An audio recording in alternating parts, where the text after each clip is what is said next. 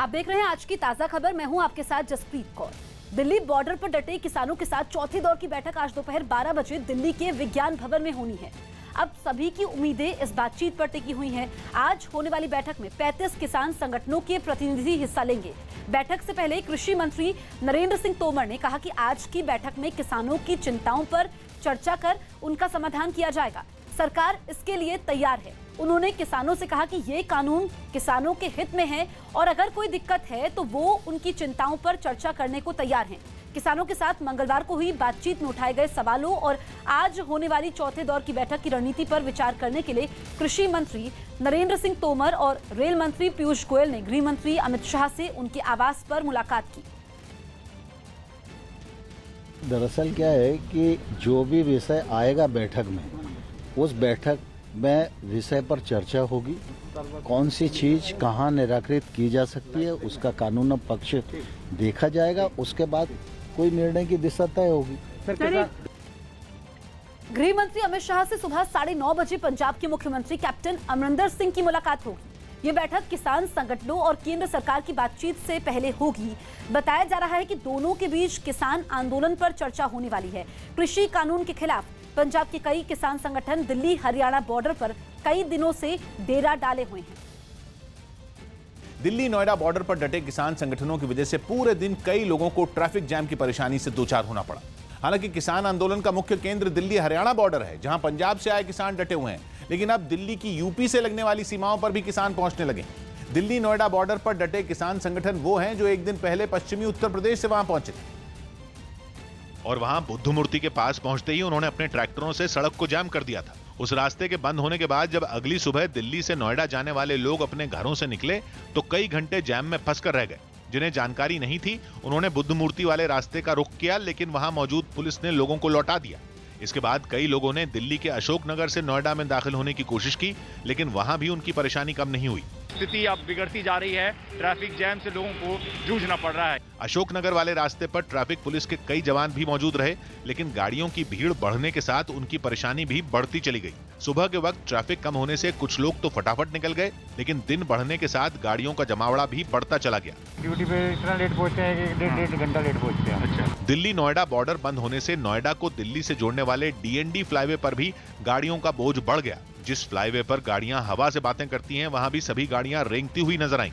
और किसान संगठनों के प्रदर्शन की वजह से दिल्ली नोएडा बॉर्डर पर बहुत देर तक ऐसे हालात बने रहे। शाम के वक्त पश्चिमी उत्तर प्रदेश से किसान संगठनों से जुड़े कई लोग बुद्ध मूर्ति के पास बैठे लोगों को समर्थन देने के लिए नोएडा में दाखिल हुए, लेकिन गौतम बुद्ध नगर प्रशासन ने उन्हें बुद्ध मूर्ति तक पहुंचने से पहले ही रोक लिया। दिन के वक्त बुद्ध मूर्ति पर दिल्ली से नोएडा जाने वाली सड़क को खोल दिया गया और पुलिस को आशंका थी कि अगर ये प्रदर्शनकारी भी वहां पहुंच गए तो हालात फिर से बिगड़ सकते हैं। इसलिए सभी लोगों को समझाकर पुलिस ने गौतम बुद्ध नगर के अंबेडकर मेमोरियल पार्क के पास रोक लिया और उन्हें उसी पार्क में प्रदर्शन की इजाजत दे दी। पुलिस के कहने पर किसान संगठनों से जुड़े लोग मान तो गए, लेकिन उन्होंने ये आरोप लगा दिया कि पुलिस ने उन सभी को हिरासत में ले लिया है। पार्क के अंदर ही सभी किसान धरने पर बैठ गए और चेतावनी दी कि उनका आंदोलन इतनी आसानी से खत्म होने वाला नहीं है। जिस दिन ये हमें रिहा कर देंगे उसी दिन दिल्ली की तरफ चल देंगे। पुलिस ने साफ कर दिया कि वो किसान संगठनों के आंदोलन में शामिल होने जा रहे लोगों को खुली छूट नहीं दे सकती। आंदोलन यहाँ पे करते रहेंगे, यहाँ पे रहेंगे, लेकिन इससे आगे हम नहीं जाने देंगे। पश्चिमी उत्तर प्रदेश से पहुंचे इन किसान संगठनों की वजह से भी बहुत देर तक नोएडा से दिल्ली जाने वाली सड़क पर जाम लगा रहा। किसान आंदोलन की वजह से दिल्ली एनसीआर के लोगों को काफी मुश्किलों का सामना करना पड़ रहा है। पंजाब, हरियाणा और पश्चिमी यूपी के किसानों ने दिल्ली के अलग अलग बॉर्डरों को सील कर दिया है, जिससे एनसीआर से दिल्ली आने जाने वाले लोगों को काफी परेशानी हो रही है। यही नहीं, अब कुछ खाप पंचायतें भी मैदान में कूदने जा रही हैं, जिससे आने वाले दिनों में दिल्ली का दरवाजा पूरी तरीके से बंद होने का डर सताने लगा है। वहीं बॉर्डर सील होने की वजह से दूसरे राज्यों से खाने पीने के सामान भी दिल्ली नहीं आ पा रहे हैं, जिससे दिल्ली एनसीआर में फल और सब्जियों के दाम बढ़ने लगे हैं। कितने घंटे हो गए यहाँ पर रुके हुए? सर जी कह तो रहा हूँ कि कल सुबह ही से यहाँ है। कुछ बता रहे हैं कि कब तक रोक के रखेंगे आपको? अब तो कोई सर डिमांड है नहीं कि कब तक यहाँ रहेंगे, कुछ बता ही नहीं रहे। फैसला होने के बाद बता रहे हैं। डिवाइडर हटेगा, हम लोग दिल्ली में जाना भी डिस्ट्रीब्यूटर का माल है अल्ट्राटेक, यहीं द्वारिका मोड़ में डंप हमारा है, वहीं गाड़ी खाली होती है। कितने ट्रक यहाँ पे रखे फंसे हुए इस तरीके से? ये तो यहाँ जो है 6 ट्रक इसका अंदर है, इसको अंदर तो 6 ट्रक दिखाई दे रहा है, उसमें एक बाहर की गाड़ियां हैं, एक छरिया लेकर आई है, 2 हमारे अल्ट्राटेक के 2। आपने देखा कि किस तरीके से ट्रक के ड्राइवर परेशान हैं, जो सैकड़ों किलोमीटर दूर ट्रक से दिल्ली पहुंचे। इनको सामान अनलोड करना था, फिर इनको अपने गंतव्य स्थान पे जाना था, लेकिन इन्हें पता ही नहीं है कि कितने घंटे रुकना है, क्या खाना है, क्या पीना है, कहाँ रहना है। और इस तरीके से 1-2 नहीं बल्कि 10-15 से ज़्यादा ट्रक यहाँ पे खड़े हैं और ट्रक ड्राइवर परेशान हैं। मुंबई में उत्तर प्रदेश के मुख्यमंत्री योगी आदित्यनाथ के दौरे का एनसीपी ने विरोध किया। अपने इस दौरे के दौरान उन्होंने यूपी में फिल्म सिटी बनाने के लिए कई फिल्मी हस्तियों से मुलाकात की, जिस पर महाराष्ट्र की महाअघाड़ी सरकार में शामिल पार्टियां आग बबूला हो गई। और इसी कड़ी में एनसीपी भी उनके मुंबई दौरे के विरोध में सड़क पर उतर आई। योगी आदित्यनाथ मुंबई के जिस होटल में थे, उसके बाहर एनसीपी के कार्यकर्ताओं ने जमकर हंगामा किया। इस विरोध प्रदर्शन में महिला कार्यकर्ताओं ने भी बढ़ चढ़कर हिस्सा लिया। पुलिस ने पहले सड़क पर हंगामा कर रहे लोगों को समझाने की कोशिश की और जब वो नहीं माने तो उन्हें जबरन हटाना शुरू कर दिया। कुछ कार्यकर्ताओं को तो पुलिस ने गाड़ी में बैठा दिया, लेकिन महिला कार्यकर्ताओं को हटाने में उनके पसीने छूट गए। इस बीच एक महिला कार्यकर्ता तो उनसे भिड़ गई। कुछ देर तक तो वो पुलिस वालों से बहस करती रही, लेकिन बाद में उस महिला कार्यकर्ता को जबरदस्ती गाड़ी में बैठाकर वहां से ले जाया गया। राजस्थान के राज्यपाल ने अशोक गहलोत सरकार के तीनों कृषि बिल रोक दिए हैं। केंद्रीय कृषि कानूनों के प्रावधानों को बदलने के लिए 2 नवंबर को विधानसभा से तीनों बिल पारित हुए थे, लेकिन राज्यपाल की हरी झंडी नहीं मिलने के बाद अब गहलोत सरकार के विधेयकों का लटकना तय है। इमरान खान के राज में पाकिस्तान में महंगाई इतनी बेकाबू हो गई है कि लोगों के लिए अपना और अपने परिवार का पेट भरना मुश्किल हो गया। वहां सब्जी, दाल, चीनी, आटा, चावल, हर चीज की कीमत में आग लगी हुई। और हाल ये हो गया कि सब्जियां फलों से ज्यादा महंगी हो गई हैं और अदरक जैसी सब्जी तो फल क्या ड्राई फ्रूट से मुकाबला करने लगी है। खबर है कि पाकिस्तान में अदरक 530 रुपए किलो बिकने लगी। कोई सब्जी खा ही नहीं सकते, 120 रुपए आलू ने। खाने पीने की चीजों के आसमान छूते दाम और उस पर दुकानदारों की मनमानी लोगों को खून के आंसू रुला रही है। हर दुकान का अपना रेट है, कोई पूछने वाला नहीं। और सिर्फ सब्जियां ही नहीं, चिकन और अंडे भी लोगों के बजट से बाहर होने लगे। महंगाई लोगों की कमर तोड़ रही है और दूसरी तरफ इमरान खान सरकार के महंगाई पर काबू पाने के वादे खोखले साबित हो रहे हैं। किसान आंदोलन को समर्थन करने के लिए राजस्थान कांग्रेस सेवा दल आज दोपहर 12 बजे सद्बुद्धि यज्ञ का आयोजन करेगा। वहीं राजस्थान में अखिल भारतीय किसान संघर्ष समन्वय समिति की अगुवाई में किसान कृषि बिल के विरोध में आज दोपहर 12 बजे से 2 बजे तक पूरे राज्य में चक्का जाम करेंगे। किसानों ने जयपुर दिल्ली हाईवे को भी जैम करने का ऐलान किया है। इसके अलावा राजस्थान में आम आदमी पार्टी के कार्यकर्ता भी आज कृषि बिल के विरोध में जयपुर से दिल्ली के लिए प्रस्थान करेंगे। पुलिस थानों में भ्रष्टाचार और मानवाधिकार हनन के मामलों पर लगाम लगाने के लिए सुप्रीम कोर्ट ने ऐतिहासिक फैसला सुनाया। न्यूज़ 18 के एहतशाम खान की रिपोर्ट है कि सुप्रीम कोर्ट ने देश भर के सभी पुलिस थानों के साथ सीबीआई, एनआईए, एनसीबी और ईडी के दफ्तरों में सीसीटीवी कैमरे लगाने के आदेश दिए। इस फैसले के मुताबिक थाने में सभी जगहों पर सीसीटीवी लगाने होंगे, यहां तक कि एसएचओ के दफ्तर में और हवालात में भी। थाने के अलावा सीबीआई और एनआईए के दफ्तरों में जहां आरोपी से पूछताछ की जाती है, वहां भी इस तरह के कैमरे लगाने की बात कही गई। इसके साथ ही सीसीटीवी कैमरे की रिकॉर्डिंग को 18 महीने तक सुरक्षित रखने के भी निर्देश दिए गए हैं, ताकि जरूरत के वक्त उनका इस्तेमाल हो सके। हालांकि इसके लिए सुप्रीम कोर्ट ने कोई समय सीमा तय नहीं की है, लेकिन सभी राज्य सरकारों और केंद्र सरकार को इस आदेश पर 6 हफ्तों में एक रिपोर्ट दाखिल कर अपनी तैयारियों की जानकारी देनी होगी। सुप्रीम कोर्ट ने इसी तरह का एक फैसला 2018 में भी सुनाया था, जो अब तक लागू नहीं हो पाया। पश्चिम बंगाल विधानसभा चुनाव से पहले टीएमसी और मुख्यमंत्री ममता बनर्जी को बड़ा झटका लग सकता है। सूत्रों के मुताबिक टीएमसी से खफा पूर्व मंत्री सुवेंदु अधिकारी ने तमाम मान मनोबल के बावजूद अपना मन बदलने से इनकार कर दिया है। सुवेंदु अधिकारी ने पार्टी नेतृत्व को संदेश भेजा कि अब उनके लिए टीएमसी में रहकर काम करना संभव नहीं है। सुवेंदु अधिकारी ने टीएमसी नेता सौगत रॉय को मैसेज भेजकर कहा कि टीएमसी के साथ उनकी समस्याएं बहुत अधिक बढ़ चुकी हैं। दरअसल एक दिन पहले ही सौगत रॉय ने दावा किया था कि उन्होंने सुवेंदु अधिकारी को मना लिया है। निवार के बाद मौसम विभाग ने एक और चक्रवाती तूफान बुरेवी पर अलर्ट जारी कर दिया, जिससे निपटने के लिए एनडीआरएफ ने मोर्चा संभाल लिया। इस तूफान के आने से तमिलनाडु और केरल समेत पुदुचेरी और आंध्र प्रदेश के समुद्र किनारे वाले इलाकों में भारी बारिश हो सकती है। अनुमान है कि श्रीलंका के समुद्री तट को पार करने के बाद यह भारत में एंट्री लेगा और तेज बारिश होगी, जिसके आसार तमिलनाडु के रामेश्वरम में नजर आने लगे। वहां तूफान के आने से पहले तेज हवाएं चलने लगी। जबकि कन्याकुमारी में बुरेवी तूफान के आने की आशंका की वजह से समुद्र में जाने वाली सभी नावों को रोक दिया गया और वहां सन्नाटा पसर गया। इस बीच समुद्र किनारे एनडीआरएफ की टीम भी पहुंच गई। वहां एनडीआरएफ के अधिकारी मछुआरों को तूफान के समय सावधान रहने और बाहर न जाने की हिदायत देते दिखे। मौसम विभाग की ओर से जारी चेतावनी के मुताबिक बंगाल की खाड़ी से उठने वाले बुरेवी नाम के तूफान की आहट केरल में भी सुनाई दे सकती है। यही वजह रही कि तिरुवनंतपुरम में भी प्रशासन की ओर से कड़े कदम उठाए गए। We have put a complete ban on fishing and venturing into the sea. निवार तूफान आए अभी एक हफ्ता भी नहीं बीता था कि एक और चक्रवाती तूफान बुरेवी का खतरा मंडराने लगा, जिसका असर 4 राज्यों के समुद्र किनारे बसे शहरों पर पड़ सकता है। मौसम विभाग के मुताबिक श्रीलंका पहुंचने के कुछ घंटों बाद बुरेवी तूफान केरल और तमिलनाडु पहुंच सकता है, जिसकी वजह से 3 दिसंबर को केरल के दक्षिणी इलाकों में खूब बारिश होने की संभावना है। मौसम विभाग की ओर से केरल के तिरुवनंतपुरम समेत 4 जिलों में रेड अलर्ट भी जारी किया गया है। केरल पहुंचने के अगले दिन यानी कि 4 दिसंबर को यह तूफान तमिलनाडु के कन्याकुमारी और उसके आसपास के इलाकों में पहुंच सकता है, जहां तूफान की वजह से 80 से 90 किलोमीटर प्रति घंटा की रफ्तार से हवा चलेगी और मूसलाधार बारिश होने की संभावना है। इसके अलावा पुदुचेरी और आंध्र प्रदेश के तटीय हिस्सों में भी भारी बारिश का अलर्ट जारी किया गया है। जापान की राजधानी टोक्यो में एक होटल को दफ्तर में तब्दील कर दिया गया। कोरोना के इस दौर में वहां होटल कारोबारी बुरी तरीके से प्रभावित हुए हैं, जिसके बाद इस होटल के मालिक ने अपने नुकसान की भरपाई के लिए ये तरीका निकाला और अपने होटल में उसने कई छोटे छोटे दफ्तर बना दिए। इन दफ्तरों के लिए वहां कई छोटे कैबिन बनाए गए, जिनमें बैठकर काम करने की सभी सुविधाएं मौजूद दिखी। यहां बैठकर काम करने वाले लोगों की सुरक्षा का भी पूरा ध्यान रखा गया। होटल के कर्मचारी इन दफ्तरों को समय समय पर सैनिटाइज करते नजर आए। इसके अलावा लोगों के मनोरंजन के लिए टीवी और सोने के लिए बिस्तरों का भी इंतजाम दिखाई दिया।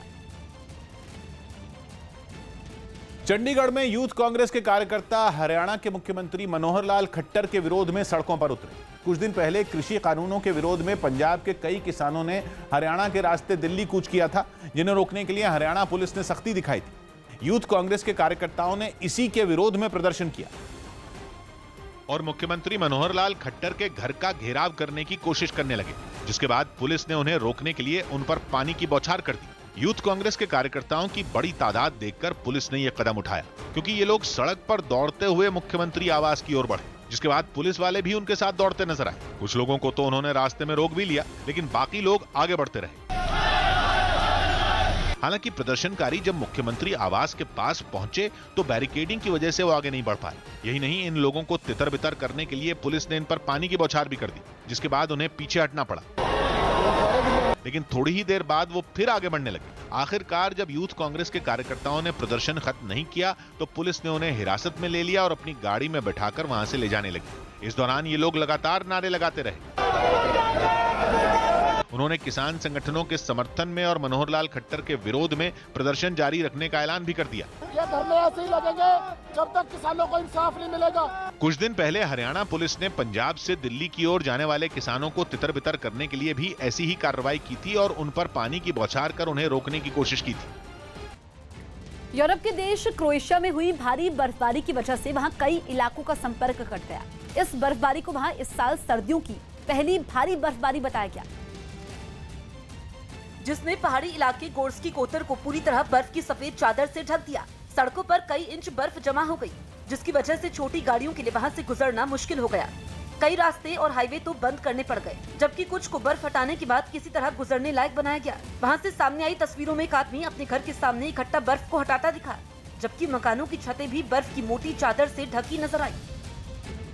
अमेरिका की एक रिपोर्ट में दावा किया गया कि इस साल जून के महीने में गलवान घाटी में हुई हिंसा के पीछे चीन की साजिश थी।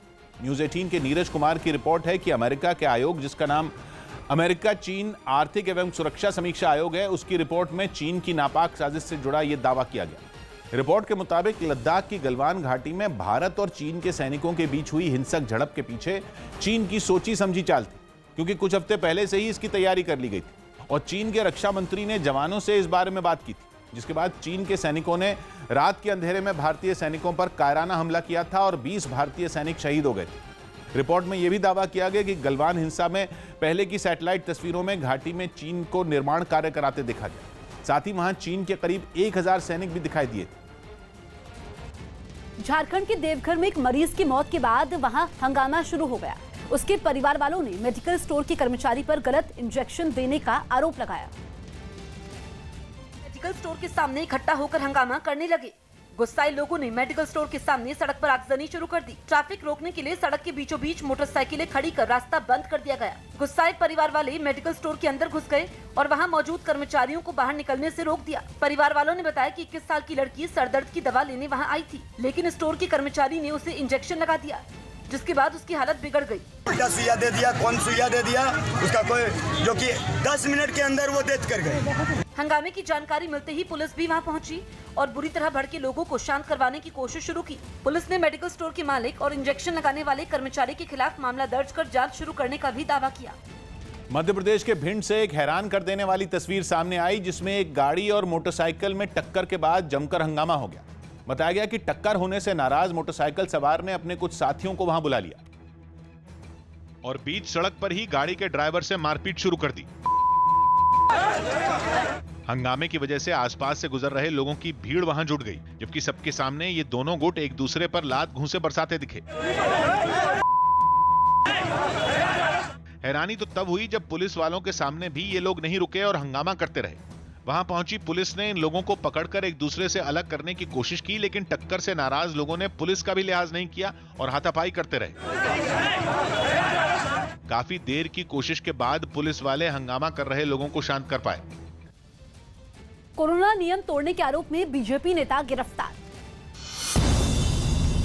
गुजरात के बीजेपी नेता और पूर्व मंत्री कांतिभाई गामित समेत 18 लोगों को कोरोना नियमों को तोड़ने के आरोप में गिरफ्तार किया गया। पूर्व मंत्री की पोती की सगाई में 2000 लोगों के शामिल होने का वीडियो वायरल होने के बाद पुलिस ने केस दर्ज कर कार्रवाई की। पंजाब के मुख्यमंत्री कैप्टन अमरिंदर सिंह ने राज्य में कोरोना का पहला टीका खुद लगवाने का ऐलान किया। राजस्थान के राजसमंद से बीजेपी सांसद दिया कुमारी की कोरोना रिपोर्ट पॉजिटिव आई है। सोशल मीडिया के जरिए उन्होंने ये जानकारी शेयर की। सीबीएसई ने अगले साल की बोर्ड परीक्षाओं को लेकर बड़ा ऐलान किया है। बोर्ड ने साफ किया कि कोरोना के कारण ऑनलाइन परीक्षा करवाने का उनका कोई इरादा नहीं है। परीक्षा पहले की तरह लिखित होंगी। हरियाणा के सभी सरकारी स्कूलों में अगले शैक्षणिक सत्र से अब योग को अलग विषय के तौर पर पढ़ाया जाएगा। मुंबई से लौटकर मुख्यमंत्री योगी आदित्यनाथ लखनऊ के मेदांता अस्पताल पहुंचे। यहां उन्होंने भारतीय श्री राम जन्मभूमि तीर्थ क्षेत्र ट्रस्ट के अध्यक्ष महंत नृत्य गोपाल दास का हालचाल जाना। रूस में अगले हफ्ते से आम नागरिकों को कोरोना वैक्सीन लगाने का काम शुरू होगा। राष्ट्रपति व्लादिमीर पुतिन ने अगले हफ्ते से रूस में बड़े पैमाने पर स्पुतनिक V वैक्सीन लगाने का अभियान शुरू करने का आदेश दिया है।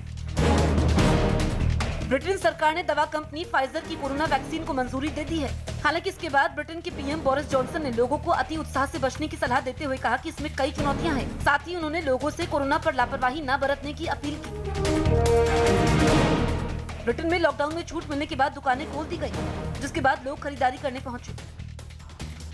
खबर है कि कृषि कानूनों का विरोध कर रहे किसानों की समस्या पर बात करने के लिए सरकार एक प्लान बना रही है। न्यूज़ 18 के रवि सिंह की रिपोर्ट है कि सरकार अधिकारियों की एक लिस्ट तैयार कर रही है, जिसमें कृषि, गृह और उपभोक्ता मामलों के मंत्रालयों के सचिव स्तर के अधिक अधिकारी शामिल होंगे, जो कृषि कानूनों के हर प्रावधान को किसानों को समझाने का काम करेंगे, ताकि किसान और सरकार के बीच चल रहे गतिरोध को जल्द खत्म किया जा सके।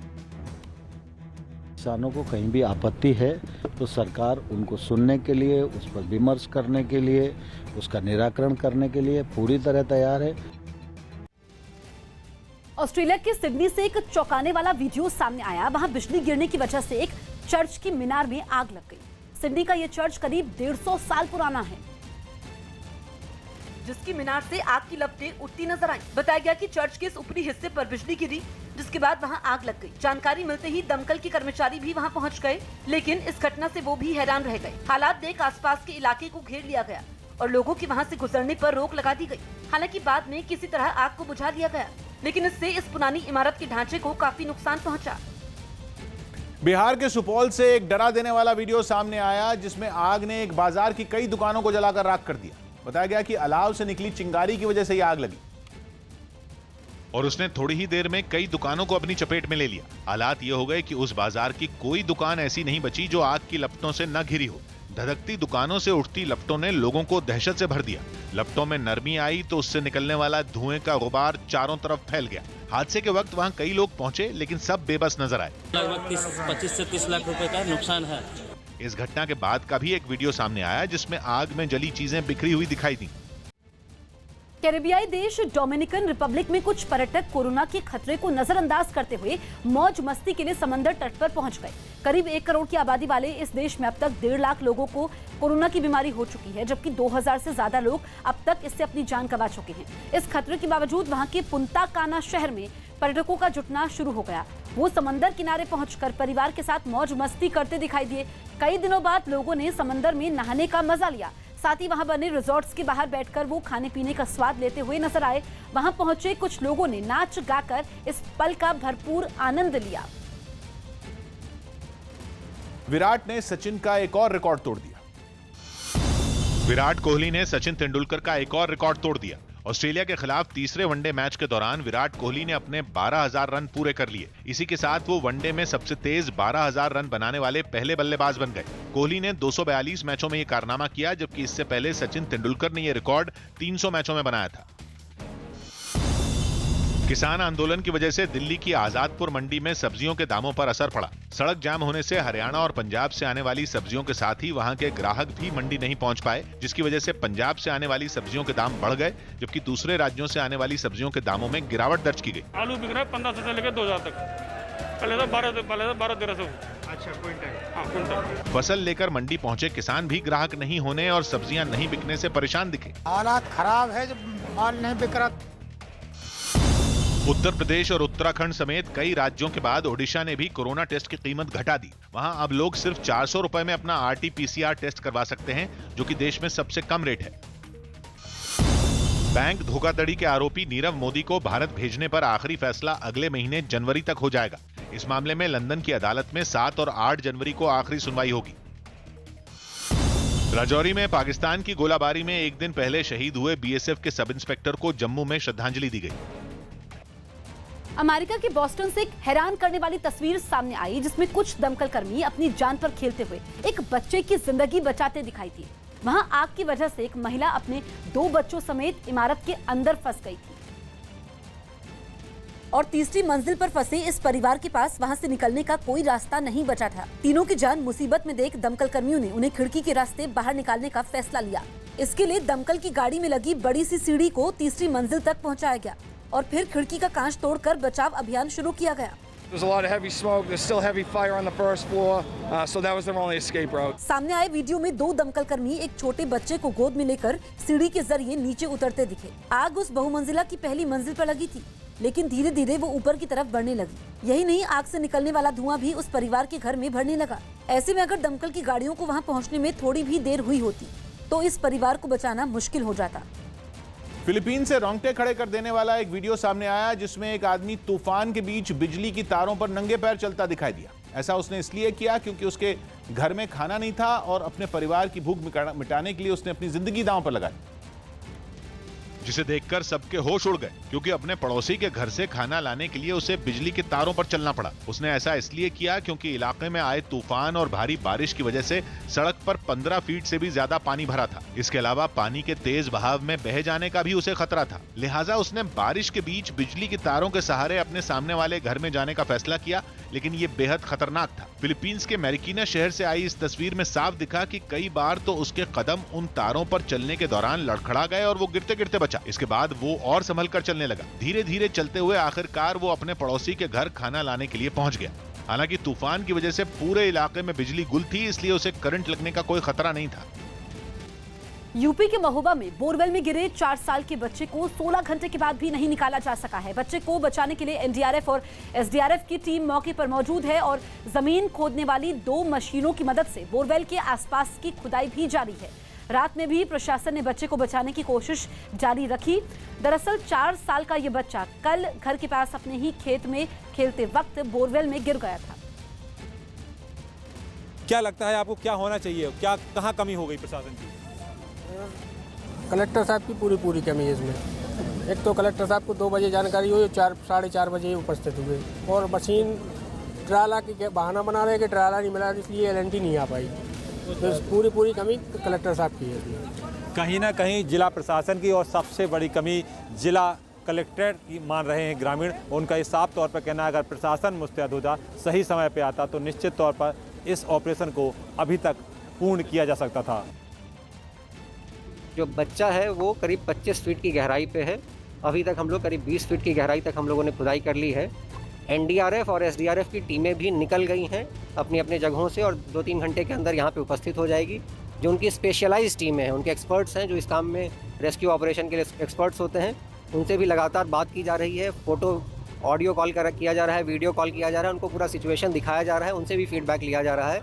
पूरी टीम हमारी लगी हुई है। जल्दी से हम लोग बच्चे की हाइट तक खुदाई जब हो जाएगी उसके बाद एक टनल के थ्रू हम लोग बच्चे तक पहुंचने की कोशिश करेंगे और जल्द से जल्द बच्चे को रेस्क्यू करने की पूरी कोशिश की जाएगी।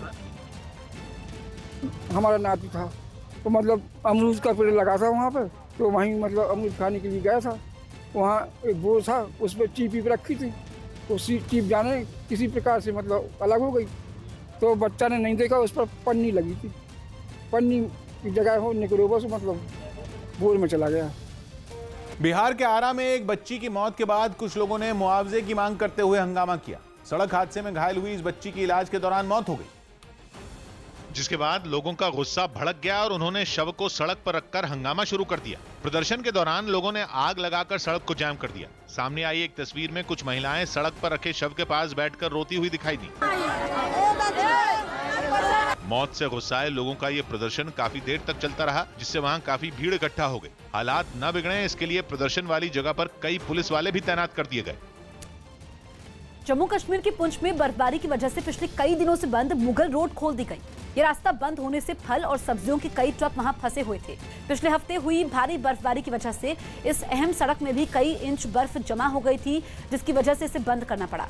हालांकि अब बर्फ हटाने वाली मशीनों की मदद से मुगल रोड को दोबारा खोल दिया गया है ताकि जरूरी चीजों की सप्लाई पर कोई असर न पड़े।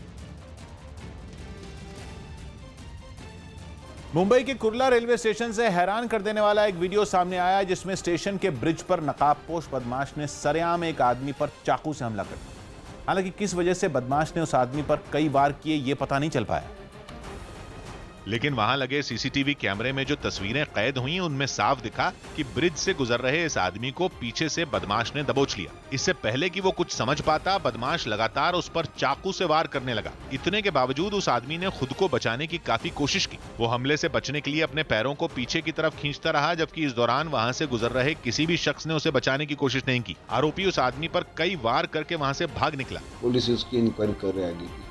हमले के बाद भी जख्मी हो चुके आदमी ने खुद को संभालने की कोशिश की, लेकिन कुछ देर बाद वो हिम्मत हार गया। बाद में रेलवे पुलिस ने उसे इलाज के लिए पास के एक अस्पताल में भर्ती कराया। गुजरात में मास्क नहीं पहनने पर कोरोना सेंटर में काम करना होगा। गुजरात में मास्क नहीं पहनने पर कोरोना सेंटर में काम करने की सजा दी जाएगी। हाईकोर्ट ने इस मामले में राज्य सरकार को एक नोटिफिकेशन जारी करने का आदेश दिया। इसके तहत बिना मास्क पकड़े जाने वाले लोगों को 5 से 15 दिन तक कोरोना सेंटर में मरीजों की मदद करने की सजा दी जा सकती है। दिल्ली के समयपुर बादली में पुलिस और बदमाशों के बीच एक मुठभेड़ हुई। इस मुठभेड़ के बाद पुलिस ने दोनों घायल बदमाशों को पकड़ लिया। इन पर चोरी और फायरिंग समेत कई आरोप हैं। एक के ऊपर 33 मुकदमे हैं, दूसरे के ऊपर 26 मुकदमे हैं।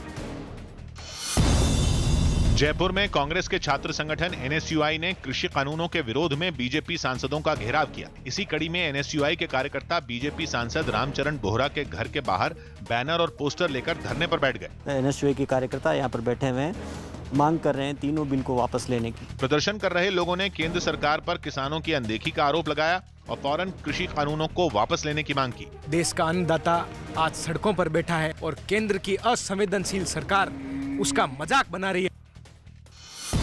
बेंगलुरु में डीआरडीओ से जुड़े वैज्ञानिक विनोद कर्तव्य ने अपने कुछ साथियों के साथ मिलकर एक अभियान चलाया। इसके तहत ये सभी लोग हर रविवार को अपने इलाकों में पेड़ों पर लगी कीलों और पोस्टरों को हटाते हैं। पेड़ों को बचाने के लिए की गई उनकी इस पहल की कई लोगों ने तारीफ भी की। दक्षिण अफ्रीका के क्रिकेटर कगिसो रबाडा इंग्लैंड के खिलाफ वनडे सीरीज से बाहर हो गए। उन्हें मांसपेशियों में खिंचाव है, जिस वजह से वो 3 हफ्ते तक अंतर्राष्ट्रीय क्रिकेट से दूर रहेंगे। करीब 2 सालों तक जमीन पर रहने के बोइंग के 737 मैक्स विमान एक बार फिर से आसमान में लौट आया है। अमेरिका के डेलस में इस विमान ने 20 महीनों बाद अपनी पहली उड़ान भरी। लगातार 2 बड़े हादसों का शिकार होने के बाद बोइंग के इस विमान की सुरक्षा पर सवाल उठाए गए थे, जिसके बाद दुनिया भर के देशों में इनका इस्तेमाल बंद हो गया था। हालांकि कई सुधारों के बाद इस विमान की कड़ी जांच की गई, जिसमें इसे फिट पाया गया। तब कहीं जाकर इसे उड़ान भरने की मंजूरी दी गई। चंडीगढ़ में हरियाणा के मुख्यमंत्री मनोहर लाल खट्टर का आवास घेरने जा रहे टीचरों को पुलिस ने रोक दी, जिससे वहां हंगामा हो गया। हरियाणा सरकार ने 15 नवंबर को टीचरों के तबादले का आदेश जारी किया था, लेकिन 27 नवंबर को दूसरा आदेश जारी कर यह कहा गया कि वो फिर से अपनी पुरानी जगहों पर चले जाएं। जिसके बाद हरियाणा सरकार के खिलाफ शिक्षक मोर्चा खोलते हुए मुख्यमंत्री का आवास घेरने निकल पड़े, लेकिन उससे पहले पुलिस वालों ने उन्हें सड़क पर बैरिकेड लगाकर रोक दिया, जिससे नाराज लोग उनसे भिड़ गए। इस बीच कुछ लोग बैरिकेड हटाकर आगे बढ़ने की कोशिश करते दिखे, जिसके बाद बवाल इतना बढ़ गया कि पुलिस को हालात संभालने के लिए उन पर वाटर कैनन का इस्तेमाल करना पड़ा। इस कार्रवाई से वहां अफरा तफरी मच गई। पानी की बौछार की वजह से प्रदर्शन कर रहे लोग तितर-बितर हो गए। इस घटना से पहले हरियाणा के राजकीय प्राथमिक शिक्षक संघ से जुड़े सैकड़ों टीचर सड़क पर बैठकर प्रदर्शन करते दिखे। प्रदर्शन कर रहे टीचरों ने हरियाणा सरकार से 27 नवंबर को जारी किए गए आदेश रद्द करने की मांग की। 27 तारीख का जो पत्र जारी किया है, जिसमें वो आदेश रद्द किए हैं, वो पुनः बहाल किया जाए। टीचरों के इस प्रदर्शन को देखते हुए पूरे इलाके को छावनी में तब्दील कर दिया गया। कोरोना के बढ़ते मामलों को देखते हुए तुर्की में दोबारा सख्त लॉकडाउन लगा दिया गया। वहां पर रोजाना 30,000 से ज्यादा कोरोना के मरीजों की पहचान हो रही है, जिसके बाद वहां की सरकार ने फिर से पाबंदियां लगा दी है। सरकार की सख्ती के बाद इस्तांबुल शहर में सन्नाटा पसरा दिखाई दिया। शाम के वक्त जिन जगहों पर लोगों की भीड़ लगी रहती थी, वहां पर सिर्फ इक्का दुक्का लोग ही नजर आए। लॉकडाउन लगने के बाद वहां के बाजारों की रौनक दोबारा गायब हो गई। वहां की सभी दुकानें बंद नजर आई। भीड़ भाड़ वाली जगह बंद होने से पूरा इलाका सुनसान दिखाई दिया।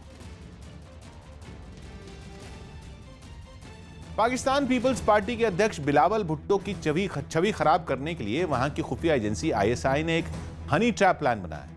न्यूज 18 के आशीष सिंह की रिपोर्ट है कि आईएसआई ने इसके लिए अंडरवर्ल्ड डॉन दाऊद इब्राहिम की गर्लफ्रेंड महविश हयात का इस्तेमाल किया, लेकिन उसने खुद एक इंटरव्यू में इशारों में बिलावल भुट्टो को शादी की पेशकश कर इस साजिश का पर्दाफाश कर दिया। खबर है कि इस इंटरव्यू के बाद से ही आईएसआई और दाऊद दोनों महविश हयात से नाराज हैं। सूत्रों के मुताबिक बिलावल भुट्टो के खिलाफ रची गई इस साजिश का ताना बाना प्रधानमंत्री इमरान खान के कहने पर बुना गया, क्योंकि पिछले कई दिनों से विपक्षी नेताओं के लामबंद होने और खासकर वहां की राजनीति में बिलावल भुट्टो के बढ़ते कद से इमरान खान बौखलाए हुए।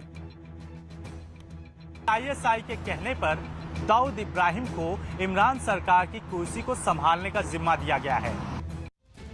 कोरोना की वजह से अमृतसर में नाइट कर्फ्यू लगाने का फैसला। कोरोना के बढ़ते मामलों की वजह से पंजाब के अमृतसर में नाइट कर्फ्यू लगाने का फैसला लिया गया। हरियाणा के पूर्व मुख्यमंत्री ओम प्रकाश चौटाला की कोरोना रिपोर्ट पॉजिटिव आने के बाद गुरुग्राम के एक निजी अस्पताल में भर्ती करवाया गया। भोपाल क्राइम ब्रांच ने एक स्पा सेंटर में चल रहे सेक्स रैकेट का भंडाफोड़ कर 3 महिलाओं समेत 5 आरोपियों को गिरफ्तार किया।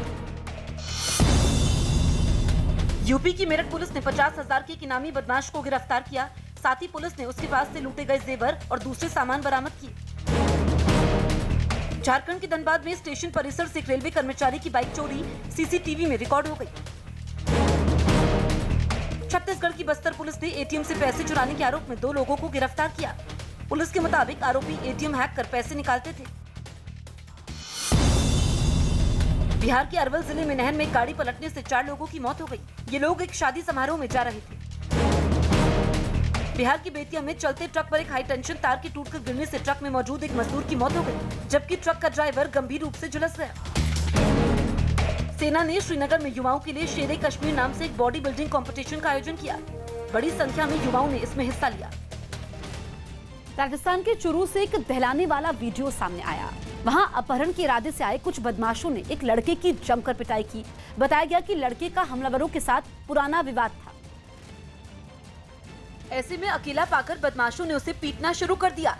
सामने आई तस्वीरों में एक हमलावर लड़के को रोकता दिखा। कुछ देर बाद एक मोटरसाइकिल पर उसके साथी भी वहां पहुंच गए और सभी ने उसे मिलकर पीटना शुरू कर दिया।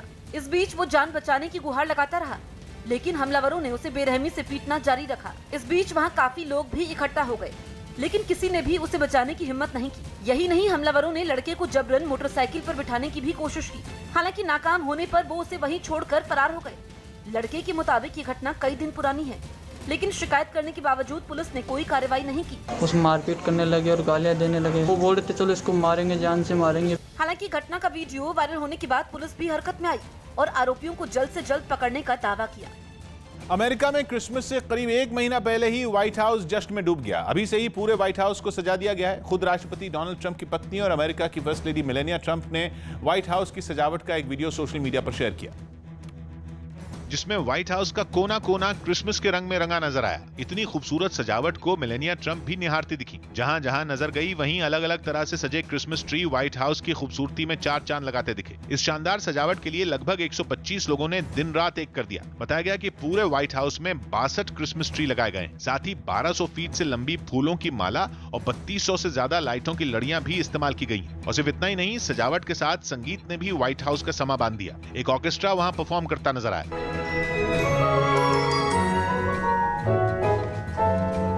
इस साल व्हाइट हाउस में क्रिसमस की थीम है अमेरिका द ब्यूटीफुल, यानी खूबसूरत अमेरिका।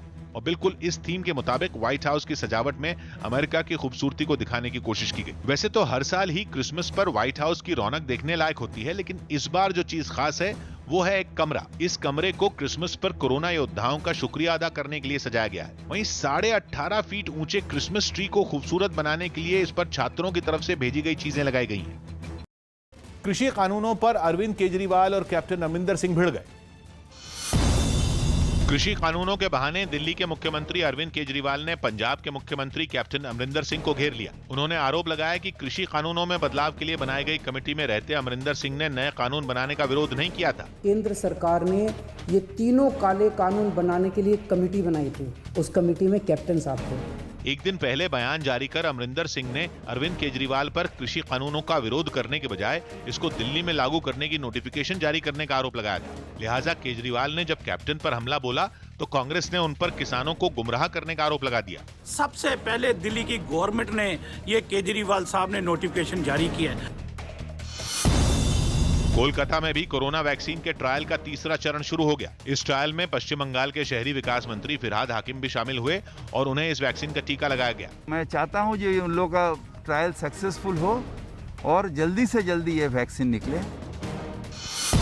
हिमाचल प्रदेश में बढ़ रहे कोरोना खतरे से निपटने के लिए सीएम जयराम ठाकुर ने एक बैठक की, जिसमें सभी जिलों के पुलिस और प्रशासन के बड़े अधिकारी शामिल हुए। इस दौरान सीएम ने कोरोना पर काबू पाने के लिए हर जरूरी कदम उठाने के निर्देश दिए। इस जिले में आप लोग अधिकारी के रूप में काम कर रहे हैं, हम बेहतर काम करें। चेन्नई पुलिस ने मद्रास और कलकत्ता हाईकोर्ट के पूर्व जज सीएस कन्नन को गिरफ्तार कर लिया। पुलिस ने उन्हें सोशल मीडिया पर वायरल वीडियो की वजह से गिरफ्तार किया। इस वायरल वीडियो में उन पर कुछ जजों और उनके परिवार के खिलाफ विवादास्पद टिप्पणी करने का आरोप लगा। केंद्र से कृषि कानूनों को वापस लेने की मांग पर अड़े किसान संगठनों के एक हफ्ते से जारी आंदोलन की वजह से दिल्ली और हरियाणा को जोड़ने वाले सिंघू बॉर्डर के पास ऑटो चलाने वालों ने किराया बढ़ा दिया। यहाँ पर सिर्फ ऑटोज हैं जो चल रहे हैं। जिन लोगों को यहाँ से हरियाणा जाना है वो इन ऑटोज की मदद से जा सकते हैं। बॉर्डर सील होने की वजह से हरियाणा जाने में परेशानियां उठा रहे लोगों पर ऑटो का किराया बढ़ने से दोहरी मार पड़ी। बहुत परेशानी हो रही है, किराया भी दोगुना कर दिया। बिहार की बेतिया में एक चलते ट्रक पर बिजली का तार गिरने से उसमें सवार एक मजदूर की मौत हो गई, जबकि ट्रक का ड्राइवर बुरी तरीके से झुलस गया। 11,000 वोल्ट के तार की चपेट में आने से ट्रक में करंट फैल गया, जिसकी वजह से पिछले हिस्से में मौजूद मजदूर की मौके पर ही मौत हो गई। हादसे की वजह से आसपास के इलाके में हड़कंप मच गया। बाद में लोगों ने बिजली विभाग को फोन कर सप्लाई को बंद करवाया, तब कहीं जाकर ट्रक में फंसे ड्राइवर को निकाला जा सका। इलाके के लोगों के मुताबिक वहां से गुजरने वाले बिजली के तार काफी जर्जर हो चुके हैं। ऐसे में इस तरह के हादसों की आशंका हमेशा बनी रहती है। यूपी के कानपुर में कपड़े के एक गोदाम में आग लगने से अफरा तफरी मच गई। बताया गया कि गोदाम एक इमारत में बना था जिसमें सबसे पहले आग लगी, लेकिन कुछ ही देर में वो पूरी इमारत में फैल गई। चारों तरफ से आग की ऊंची ऊंची लपटें और धुआं उठने लगा। इस बीच इमारत के बाहर लोगों की भीड़ जमा होने लगी।